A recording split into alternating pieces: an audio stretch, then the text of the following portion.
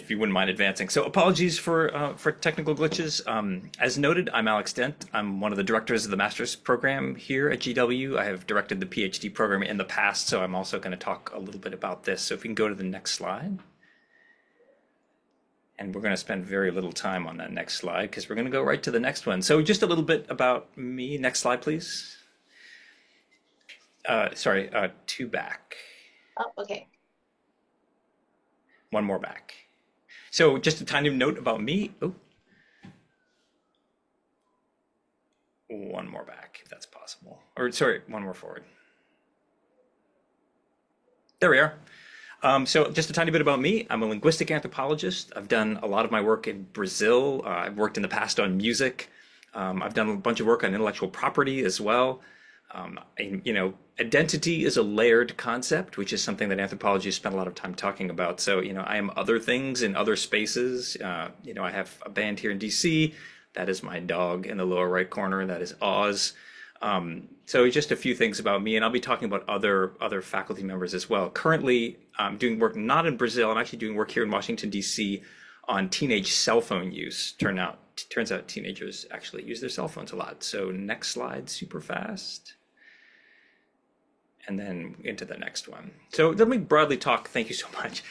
Just to broadly talk a bit about anthropology. This is going to be familiar territory for some of you. It may be somewhat new. One of the ways to think about anthropology is that it's the study of both human difference and also human origins. Some of our prominent concepts include culture, which is a set of learned rules for living. Language is a crucial element of culture. That's my sort of area. Anthropologists typically do field work. Cultural linguistic anthropologists primarily do field work where we go and we hang out for a long time, hopefully not making too much of a nuisance of ourselves, although sometimes. But the important thing is to kind of immerse yourself for a really long period of time in the culture that you're working with. And hopefully to collaborate, which is an increasing trend in anthropology. We're definitely, as a discipline, interested in eliciting a variety of voices from a variety of perspectives. Anthropology has been good at talking that talk for a long time, not always good at walking the walk, and we're getting better, hopefully. We're certainly working on it in this department, and I'll talk more about that. We sort of mix qualitative methods and quantitative methods, which is an important aspect of our discipline. It gives us a lot of concrete skills which we can market in the future. Next slide, please. So anthropology is typically a four fields endeavor. There are actually fewer and fewer four fields departments in the country. We're one of the remaining ones. We all get along really well. One of the reasons four fields departments sometimes split apart is that folks don't get along so well. We happen to in this department. There is really a kind of a sociocultural / linguistics wing with archaeology in there, and then biological anthropology is crucial in our department as well, kind of another wing. Sociocultural anthropology really deals with the present tense, more or less. We can think about it as an archaeology of the present. We deal with current human societies. Linguistic anthropology closely associated the study of language in the context of culture. Archaeology is often a bridge between sort of sociocultural / linguistics and biological anthropology.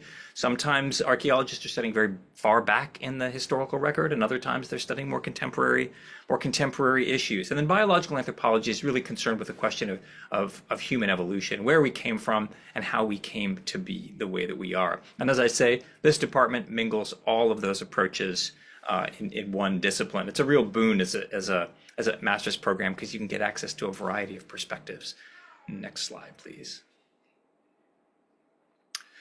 So more specifically about GW anthropology. Next slide. Broadly, anthropology is useful in a whole variety of disciplines. These are some famous folks who've studied anthropology. There's a bunch. But anthropology, broadly speaking, as a discipline, allows us to make unexpected connections between different domains of social life.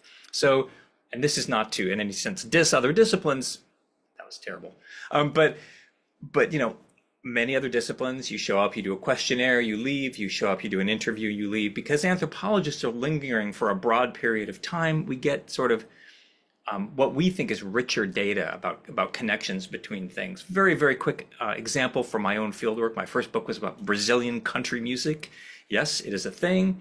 And, after hours, I was having dinner with my family in Brazil, and all of a sudden, off the books. They started talking about the times of day that country music plays on radio stations and the relationship between the fact that it's playing earlier in the morning and workers who are listening to country music tend to get up earlier. There was an element of essentialism there. Nonetheless, there I was at this unusual time of the day, not really doing my work, finding this unexpected connection that I didn't necessarily think about.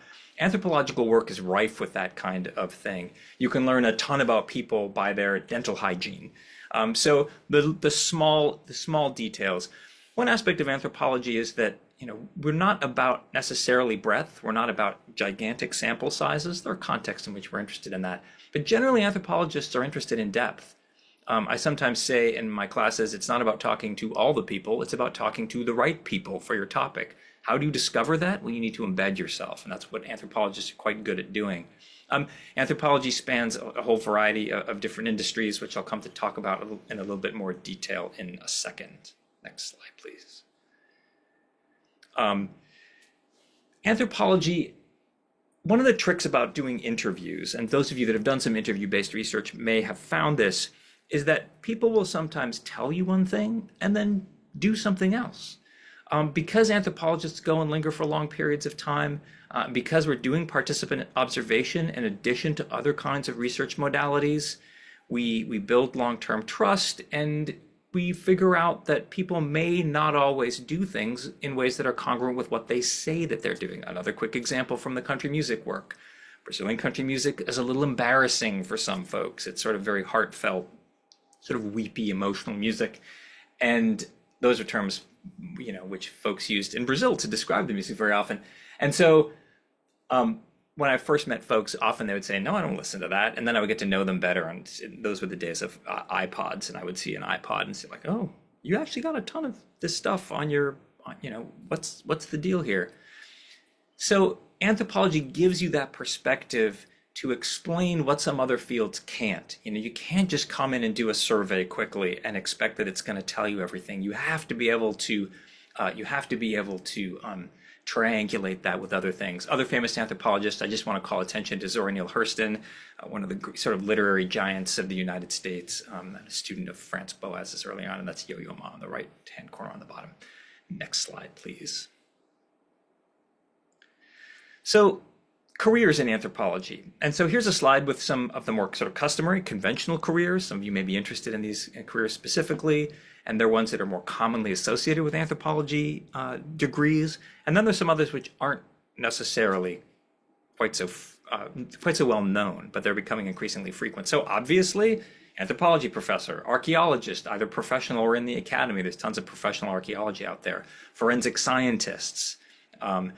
Those are all, fairly clearly aligned with an anthropology degree. Archivist happens a lot. Museum work. Anthropologists do tons of museum work. Lots of journalism, lots of work in development, lots of librarian work. Here are some slightly less known careers as well. Lots of anthropologists going into social work in different modalities, obviously very important at all times. Lots of anthropologists working in tech right now, and that's one reason why an anthropology degree actually has a lot of flexibility. I sometimes have undergraduates come to me and say, my parents want to know what anthropology is. They don't want me to major in it. Turns out a lot of tech companies are hiring anthropologists because we're very good at doing user research, user experience, market-based research, usability, strategy and design. Anthropologists are really, really good at doing that kind of work because we're used to coming in and finding out how an organization works, who are the players, what are the cultural values. That's the work we do. And it has applications not just in the academy, not just in museums, not just in development, but it has lots of applications in the private sector as well. Next slide, please. So a quick overview of our department. We're sort of a medium department at GW. A large department would be political science, as you might imagine, in the Washington, D.C. area. But so GW's anthropology department is fairly large, 110 undergraduate majors, about 80 graduate students at any given moment. We have 21 core faculty, 3 full-time staff who support us, without which we would, the whole organization would come to a grinding halt. One distinctive thing about our department is all folks who participate are part of the decision-making group. So we very much include our staff in that. We consult our staff a lot on the decisions, sort of programmatic decisions we make, because they're part of the community. They're not just sort of there to help and facilitate. They have their own, often professional degrees and expertise to bring to bear as well. So we really think that community based decision making is really important here in our department. Next slide. So our master's programs. So there are 3 concentrations, which you may have glanced at if you've looked at our materials on the web. And then lots of folks come and just do a general concentration in anthropology. Nothing wrong with that. But our concentrations are international development, lots of applications there, thinking about human rights, thinking about development work, particularly how do policy transformations translate around the world. So lots of work in international development, lots of affiliation with the Elliott School of International Affairs there. I'm cross-listed there in that department, and that school rather. I'll talk about that in a second. Lots of people doing museum training. You're so well placed to do that work and think about that here in Washington, D.C. because of the presence of so many museums. And then we also have a concentration in health, science, and society, which really straddles quite a bit. It's kind of science and technology studies meets medical anthropology. We do a lot of digital ethnography there. A bunch of us are doing some research on artificial intelligence as well. The cell phone stuff fits under that kind of rubric as well. So those are the 3 concentrations. Once again, lots of folks don't know. You can combine when they come. So they start with a general and then concentrate. You can do that. You can do multiple concentrations and double count courses. Folks do that as well. Generally a 2-year program, 36 credits, which means 12 courses. We have 4 pro seminars in the department. So on one kind of, I don't want to say side, one sort of cluster in anthropology, linguistics and cultural anthropology, pro seminars in each of those. I, for example, teach a linguistic anthropology pro seminar. So we offer those. And then we also offer separate pro seminars in archaeology and bioanthropology, biological anthropology, human evolution. We ask that students do 3 of those to give a broad sense of the discipline. One of the reasons anthropology is so neat, because, in my opinion, is because it brings together little aspects of the humanities, lots of social science, and a lot of STEM stuff as well. Well, if you do a broad range of these pro seminars, you get a real sense for those different skill sets. Sometimes folks can ask to place out of a pro seminar, hey, look, I want to do museum studies. I want to do this museum studies methods course. I've done a bunch of biological anthropology as an undergraduate. Can I place out? Yes, you can. So we ask folks to do 3 pro seminars. Sometimes folks place out of one of those.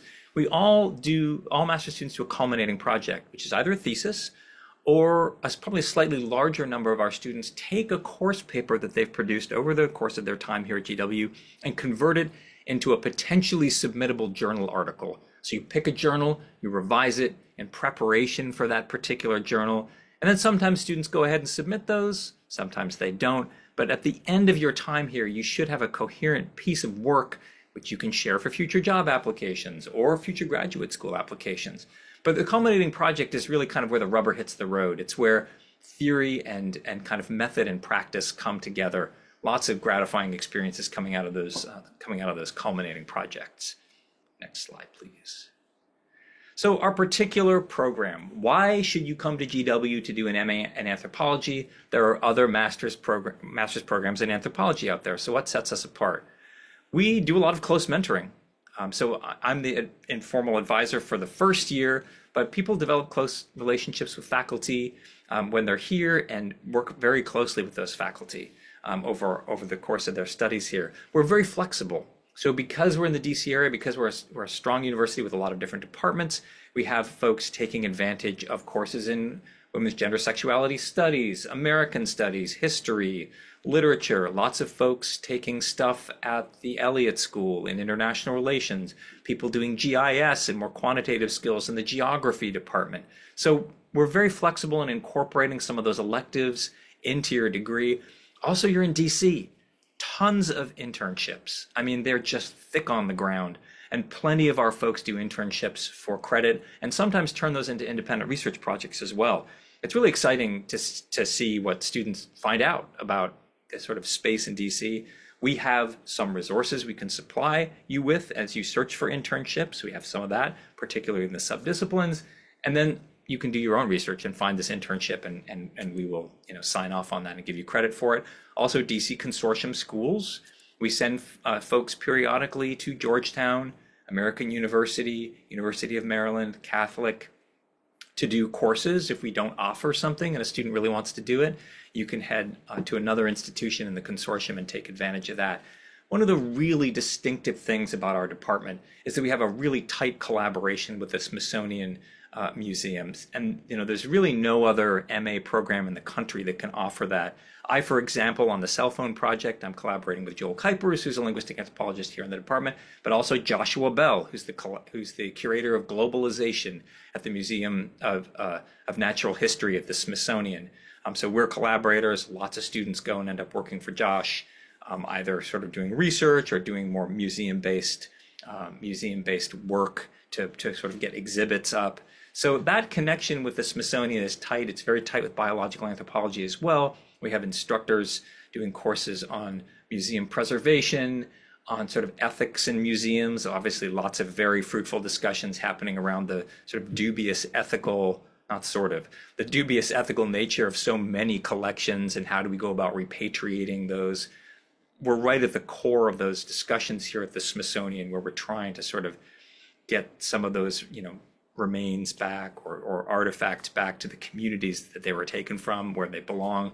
So lots of that work going on at the Smithsonian. There's a bunch of active faculty projects going on as well, which I'll talk about, which students at the master's level often get incorporated into, either as student researchers or sometimes to do logistics as well. That's one of the possible employment opportunities here in the department. So really, we are a distinctive department. We've got a really different set of institutional affiliations and collaborations that are possible. Next slide, please. So obviously, graduate school is expensive. We know that. And so there are some sources for financial support. First of all, Columbian College has some fellowships, which it offers, which are distributed across your 4 years. So those you would find out about upon admissions. Thank you so much. Yeah, great. Thank you for posting that link. There are also teaching fellowships. What we tried, these are not guaranteed, but most of our master students teach at least one semester, often in an introductory class like Introduction to Cultural Anthropology, Introduction to Linguistic Anthropology, Archaeology. If you ask, we do our level best to get you in for at least one semester. Many students do more than one semester, so that can help with deferring costs. As I mentioned, there are active research projects going on right now. Sadly, the cell phone project does not have funding right now. I'm working on that. But there are lots of other active research projects as well that hire folks. There's a Kotlo Summer Research Grant. Lots of folks end up doing a research program over the summer. The Kotlo Fund you apply to in the spring to fund a summer project. You can go somewhere else in the world. You can do something here in DC, do your research project, and the Kotlo Summer Fund provides some money for that. There's a bunch of work opportunities here at the university. And then, of course, lots of folks end up working in DC as well, either in things which are closely aligned with what they're interested in sort of international development or museum work, or in other kinds of things like food service. We're a big, active economy that hires a lot of folks. So these are some of the ways of funding your degree, and I'm happy to talk about others. Next slide, please. Here's another cool thing about our department. We have what's called the Institute for Ethnographic Research. The Institute for Ethnographic Research publishes the 4th most cited journal in cultural and linguistic anthropology, Anthropological Quarterly. Richard Grinker runs the journal. We publish articles, reviews, and sociocultural and linguistic anthropology. Lots of students end up going through to work in the journal as well, doing some editorial work, or assisting with aspects of logistics. But it's really neat to have the journal as kind of a core institution in our department. The Institute for Ethnographic Research can sometimes fund films and speakers and some extra things as well. So it's great to have Anthropological Quarterly. Next slide, please. Partner programs. So here's one of the ongoing research projects that I was telling you about. So the Slave Rex project is partly a collaboration with the National Museum of African American History. And the Slave Rex project is seeking to build expertise and capacity for archaeological investigation among communities that have not had access to that kind of programming before. So building underwater archaeological knowledge in Mozambique, in Angola, in Brazil, in parts of the southwestern United States to investigate the history of the slave trade and think about sort of Black Atlantic as a sphere of influence. So once again, this is not about faculty coming in and doing the research and going away. It's about empowering local communities to do that research. And it's led to some documentaries and some really neat work. So that's a program that sometimes hires folks. Next slide. So the Cellular Connections Project is, as I was telling you, that's myself and Josh Bell. We have in the past hired graduate students. We're applying for new funding now and hopefully should be in a position to hire some folks again next year. But we've been working with 3 DC high schools to talk to students, administrators, parents and teachers about cell phone use. And, we found a bunch of fascinating things. First of all, adults are really alarmed about cell phones while being totally hooked themselves, which is completely fascinating.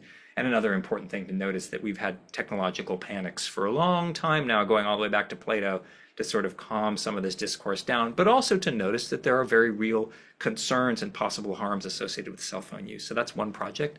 Next slide. So the Rituals in the Making project, led by Sarah Wagner, Richard Grinker and Joel Kuipers are also involved. This grew out of mourning and funerary practices around COVID-19. How do we deal with death and mourning coming out of the pandemic? How do we think about sort of memorialization? And that project continues to be funded and continues to hire students and has had some really pretty high profile articles in the last couple of years. Really neat project on memory. Next slide, please. So here are some recent hires. So rather than trying to talk about the entire department, because a lot of us are doing interesting work, let me talk about our 3 most recent hires. So Dr. Diana Pardo Pedraza does a lot of work in science and technology studies and also interspecies work. She looks at how landmines are being mitigated in Colombia. Really fascinating work. She teaches a lot of stuff on STS and also anthropology of Latin America. Dr. Lanika Welcome does work in Trinidad on the relationship between race and mediation, how are portrayals of violence portrayed in various different contexts, does a lot of interesting work on policing as well.